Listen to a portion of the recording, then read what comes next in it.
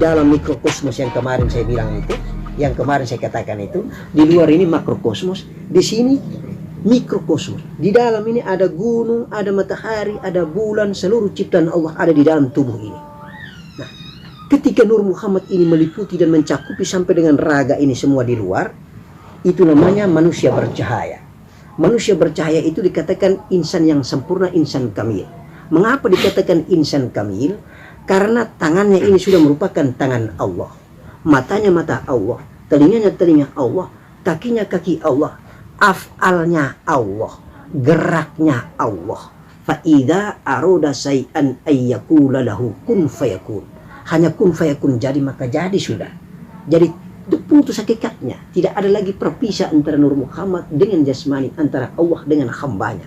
Semuanya sudah Allah yang maha besar itu meliputi, memeluknya, mencakupinya. Nah, itu namanya af'al. Insan yang semacam ini disebut dengan insan kamil. Kalau kita ini belum sampai ke insan kamil, masih di alam ajsam, proses Nur Muhammadnya.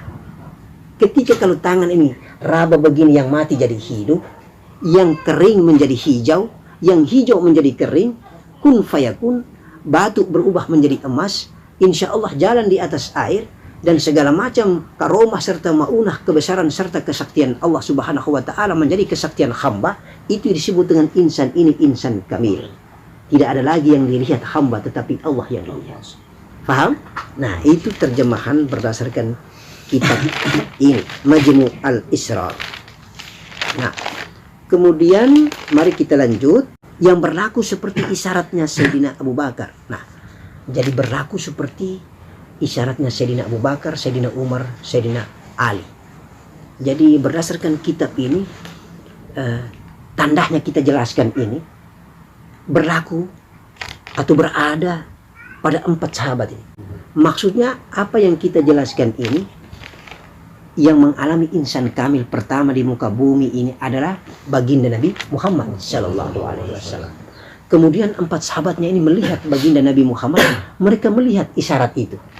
Isyarat tajalihnya zat ke nur, nur ke yang halus ke yang jasmani. Paham ya? Nah, itu menurut pendapat atau menurut isyarat atau tanda yang ditandai oleh Sayyidina Abu Bakar begini. Tiada aku melihat akan sesuatu kecuali Allah yang kulihat dahulunya. Jadi menurut datuk kita Sayyidina Abu Bakar melihat datuk baginda kita itu, dia berpendapat begini. Tidak aku melihat akan sesuatu kecuali Allah yang kulihat dahulu. Gitu. Sementara menurut datuk Sayyidina Umar kalau melihat insan kamil itu, datuk baginda Nabi ini, beliau berpendapat begini. Tidak aku lihat akan sesuatu kecuali aku lihat Allah sertanya. Ini kalimat tasawuf ya? Nanti kita terjemahkan satu-satu. Kalau menurut datuk Sayyidina Ali lain lagi. Datuk Sayyidina Ali dia bilang, tidak aku lihat sesuatu kecuali Allah yang kulihat di dalamnya. Nah, berdasarkan kitab ini, isyarat ini menunjukkan bahwa Sayyidina Ali tiada lagi melihat sesuatu sifat, hanya Allah Ta'ala yang dilihatnya di dalam sifatnya. Dan tiada lagi Ali melihat lain daripada dirinya, karena sebenarnya saat Allah itu tiada lain daripada dirinya sendiri. Seperti firman Allah yang artinya dia juga yang pertama, dia juga yang kemudian, dia juga yang nyata, dia juga yang tersembunyi. Berarti menurut pendapat datuk kita Sayyidina Ali, tanda yang dia lihat insan kamil yang ada di datuk baginda itu sudah tidak ada lagi hamba. Yang dia lihat adalah Allah. Kesempurnaan yang dilihat. Sementara kalau yang dilihat oleh datuk Sayyidina Umar, Sayyidina Abu Bakar mengatakan, tidak aku melihat akan sesuatu kecuali Allah yang kulihat dahulunya. Berarti muncul ada. Pernah dilihat, pernah juga tidak dilihat. Jadi kondisi kamil itu kadang dilihat, kadang juga tidak dilihat. Jadi ada kalimat tasawuf yang diungkap datuk Sayyidina Abu Bakar bahwa tidak aku melihat kecuali Allah yang ada dahulunya. Begitu.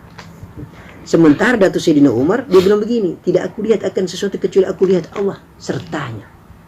Berarti dia melihat ada dua yang selalu bersama. Yang selalu bersama.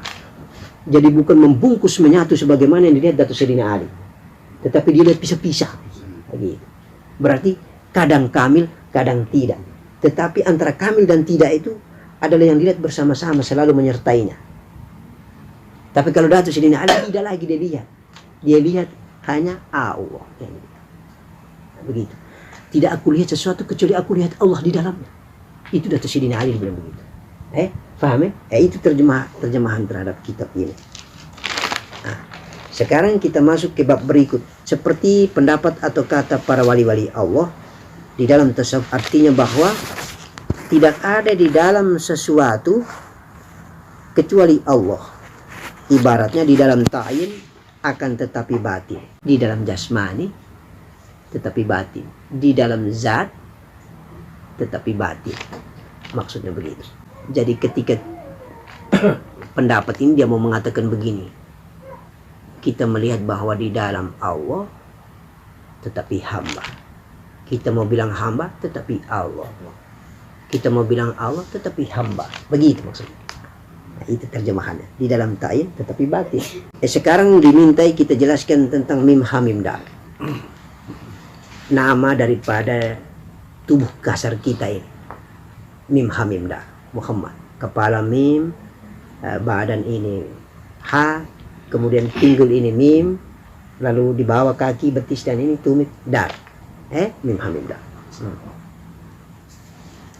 Menurut pendapat kitab ini, mim ha mim dal ini dibedakan atau dia berkenaan dengan 4 alam yang kita jelaskan tadi. Alam ruh, alam misal, alam ajsam, alam insan. Jadi menurut pendapat kitab ini, mim ha mim dal itu juga berkenaan dengan perjalanan proses tahapan keadaan Nur Muhammad di 4 alam ini. Dikatakan di sini mim berada di alam ruh, ha berada di alam misal, mim alam ajsam, kemudian dal alam insan. Benar ya?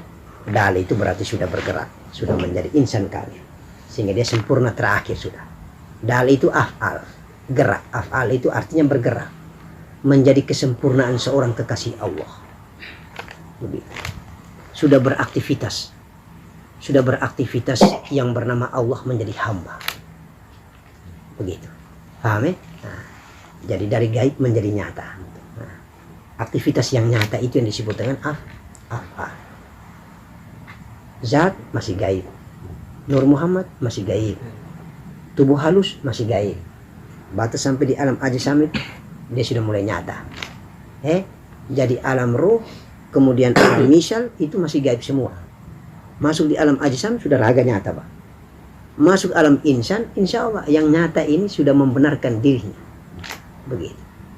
Mengenal sejati dirinya. Sehingga yang di dalam bernama Nur Muhammad meliputi semua sampai dia di luar. Maka tidak ada lagi hamba pada saat itu yang Datuk Sayyidina Ali berisyarat. Gitu. Yang aku lihat Allah di dalamnya. Bergerak tangan adalah tangan Allah. Bergerak kaki adalah kaki Allah. Bergerak melihat mata adalah mata Allah. Tangan, telinga Allah. Sudah sempurna raga ini, jasmani ini.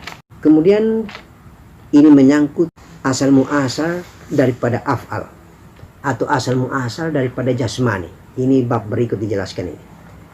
Asal muasal kita kemarin itu bersumber dari alam badi pertama, api, angin, air, tanah. Ini berdasarkan kitab Majmu' al-Israr ini dijelaskan tentang asal jasmani atau asal afal, api, angin, air, tanah lengkap dengan cahayanya. Kemudian posisi asal dan muasal dia berada di jasmani ini di bagian mana. Jadi pertama itu dia mengatakan bahwa unsur api dia memiliki cahaya berwarna merah. Kemudian dia menempati tubuh manusia di bagian darah. Jadi dari gaib cahaya, api itu berwarna merah. Di mana api itu berada di tubuh manusia? Di darah. Dijaga atau dikawal oleh malaikatnya siapa? Malaikat yang menjaga bernama Jibril. Paham ya? Ini dalam bahasa kitab ini disebut di alam qamariyah. Begitu. Jadi ingat baik-baik. Api ketika sudah di jasmani manusia berada di darah. Cahayanya berwarna merah. Dikawal dan dijaga oleh malaikat Jibril. Nah, sekarang yang kedua, air. Unsur kita ini, unsur jasmani yang dari dalam wadi tadi ya. Nah, air yang dimaksud itu adalah setetes mani, spermatozoid. Air ini cahayanya berwarna putih. Kemudian dikawal dan dijaga oleh malaikat Mikail. Di dalam kitab ini disebut dengan istilah tubania. Jadi sudah tahu persis ya, air yang dimaksud adalah air mani atau spermatozoid. Cahayanya berwarna putih, dijaga dan dikawal oleh malaikat Mikail. Unsur air kita berdasarkan yang gaib itu berada di tubuh kita di bagian mani. Cahayanya berwarna putih. Unsur api di bagian tubuh kita berada di darah. Gitu. Nah, kemudian unsur yang ketiga adalah unsur angin. Unsur angin ini dia berwarna hijau cahayanya, dijaga oleh malaikat Israel. Di mana di bagian tubuh kita unsur angin itu? Di tulang. Iya. Berdasarkan kitab ini yang terakhir adalah unsur tanah. Tanah itu berwarna hitam. Kemudian dia berada di bagian tubuh di bagian mana? Di bagian daging dan kulit. Ada juga pendapat di kitab ini unsur angin tadi bukan hanya di bagian tulang, tetapi justru di bagian nafas. Paham ya? Nah, dijaga oleh malaikat Israel. Nah, jadi kita dicabut kita punya nafas, atau nafas itu kemarin kita istilah sebut dengan jiwa. Dia kembali karena malaikat Israel yang bawa tuh. Benar sudah ya? Nah, ini disebut di alam uriyah. Jadi ada komaria, api berada di darah, cahayanya berwarna merah, dijaga malaikat Jibril. Ada tubania, itu air mani atau spermatozoid berwarna putih, cahayanya dijaga oleh malaikat Mikail. Kemudian cahaya hitam unsur tanah meliputi daging atau berkenaan atau berada di daging dan kulit manusia, dijaga oleh malaikat Israfil. Tambuhnya namanya. Kemudian uriyah, cahaya hijau. Unsur angin tadi cahayanya hijau. Nah, kemudian dia berada di posisi nafas atau tulang manusia. Tapi lebih tepatnya di nafas ya. Malaikat Israel penjaganya. Insya Allah. Inilah asal af'al Allah. Maksudnya asal gerak jasmani Allah. Jadi kita sudah mengenal diri yang sekecil-kecil sudah ini ya. Kemudian yang berikut menjelaskan lagi, kita bahas lagi tentang alif lam lam ha. Nah, yang kapan malam kalau tidak salah itu pernah dipertanyakan oleh Paman Hamka. Iya toh? Alif lam lam ha Allah. Alif ini zat. Ini berdasarkan kitab ini, alif ini bersifat api.